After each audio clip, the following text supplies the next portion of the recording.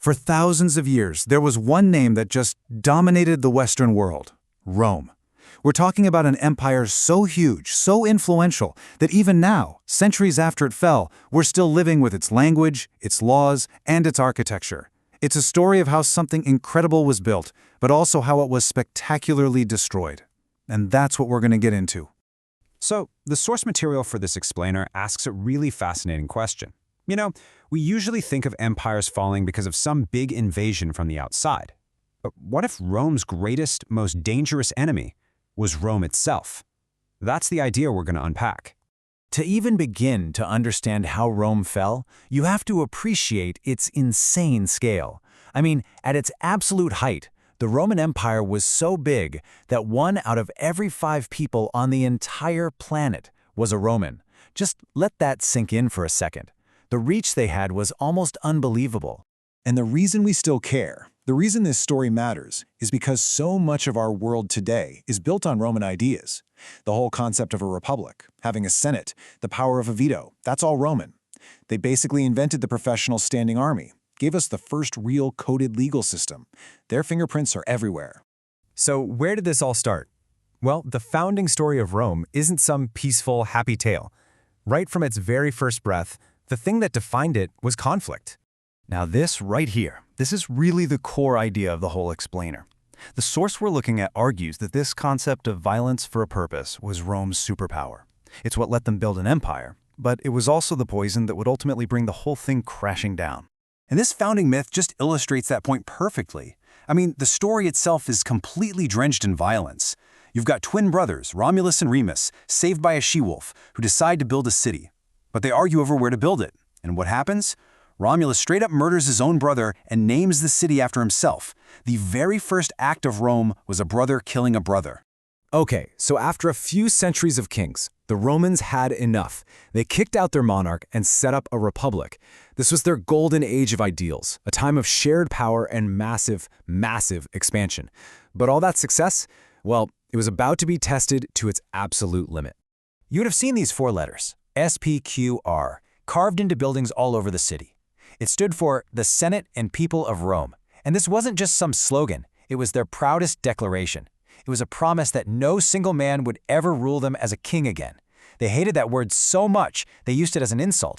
But here's the great paradox. As Rome conquered more and more land, it needed a huge professional army. And what happened was, these soldiers became incredibly loyal, not to the Senate way back home, but to their charismatic, rich generals who led them, paid them, and won battles with them. The very system that fueled their growth was creating men powerful enough to destroy it. And this timeline just shows you how fast the whole thing fell apart. You have generals like Julius Caesar who become insanely powerful and rich from their conquests.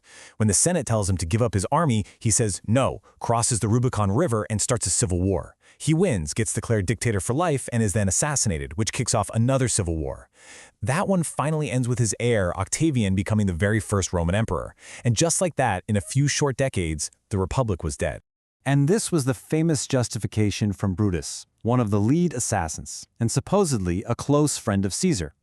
He basically argued that he had to kill the man he loved in order to save the Republic that he loved even more. And here's the gut punch, the tragic ultimate irony. The one act that was meant to save the Republic is what triggered the final civil wars that destroyed it for good.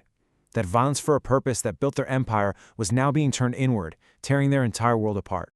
Art. So the Republic is gone. Now we enter the age of emperors. And on the surface, this was a time of unbelievable power and glory for Rome. But underneath all that marble and gold, a serious rot was starting to set in. And wow, this chart just says it all. The political situation was a complete disaster. Look, for the first couple hundred years of the empire, you had 14 emperors. Kind of stable. But then look what happens next, over 70 emperors in just 100 years. It got so bad that the Praetorian Guard, the emperor's own bodyguards, started literally auctioning off the throne to whatever general would pay them the most money. But that political chaos, it wasn't happening in a vacuum. It was a symptom of much deeper diseases. The gap between the rich and poor was astronomical. You had 95% of the people living in total squalor. A huge part of the population was unemployed because the economy ran on slave labor. And that massive army? It cost a fortune, which meant Rome constantly needed new wars to pay the soldiers. all while the emperors at the top were completely corrupt, staging thousands of fake gladiator fights just to make themselves look tough. The very foundations were cracking. Okay, so we've seen the violent birth, the broken republic, and the internal rot. What's the takeaway here? Well, the source material connects all these dots to a much bigger idea, asking if Rome's story isn't just history, but maybe a warning. After seeing how Rome basically consumed itself from the inside out, the source wants us to think about a pretty provocative question. Are there echoes of Rome's fall in our world today? Now, this is where the source draws some very direct parallels with modern America, and it's important to be clear that these are its observations. It points to things like a global military presence, with bases all over the world.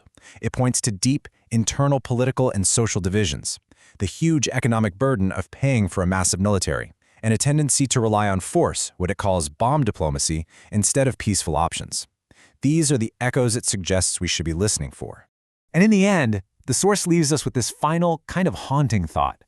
Was Rome's collapse a one-time thing, or is it a timeless pattern? A warning that for any great power, the biggest threats often don't come from the outside, but from the cracks that start to form within. Definitely something to think about.